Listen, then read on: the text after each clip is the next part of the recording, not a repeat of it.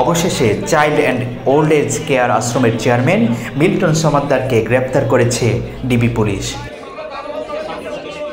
বুধবার সন্ধ্যা 7:30টার দিকে ডিবি পুলিশের একটি দল ঢাকার মিরপুর থেকে তাকে গ্রেপ্তার করে।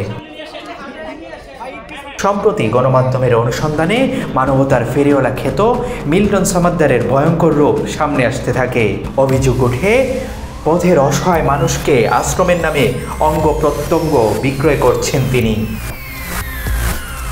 একের পর এক প্রতিবেদনে উঠে আসে মিল্টন সমাদ্দারের কর্মকাণ্ডের গা শিউরে ওঠার মতো সব তথ্য। যেই প্রতিষ্ঠানের জন্য এত পরিচিতি, সেই আশ্রম ঘিরেই ভয়াবহ প্রতারণার জাল বিস্তার করেছেন মিল্টন। প্রকৃতপক্ষে যে কয়েকজনকে লালন পালন করেছেন, প্রচার করছেন তার কয়েক গুণ। লাশ দাফন করার যে হিসেব দিচ্ছেন, তাতেও আছে বিরাট গরমিল। সম্প্রতি প্রতিদিনের বাংলাদেশের সাথে এক সাক্ষাৎকারে তিনি বলেন, 5 টাকার ব্লেড দিয়ে অসহায় মানুষদের অঙ্গ কেটে অপারেশন করান তিনি। এদের যে গ্যাংরিন থাকে, হাত পাও থাকে, এদের হাত পায়ে যে হসপিটালে কাটতে গেলে 70-80 হাজার টাকা খরচ আছে। আমরা কিন্তু মাত্র 5 টাকার ব্লেড দিয়ে কেটে ফেলছি। মিল্টনের আশ্রমের নাম child and old age care. এখানে প্রায় 300 অসহায় মানুষ থাকেন বলে দাবি করেন তিনি।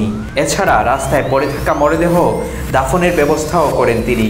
সেই হিসাবে প্রায় 900 মরদেহ দাফন করছেন বলে দাবি মিল্টনের, কিন্তু গণমাধ্যমের হিসেবে সেই তথ্য পাওয়া যায়নি।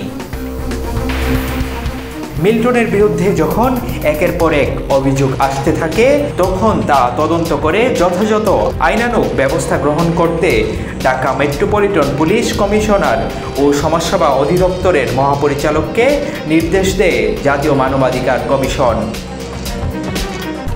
তদন্ত শেষে বুধবার সন্ধ্যায় মিল্টন সমাদ্দারকে গ্রেপ্তার করে ডিবি পুলিশ। আবু বকর রায়হান, প্রতিদিনের বাংলাদেশ।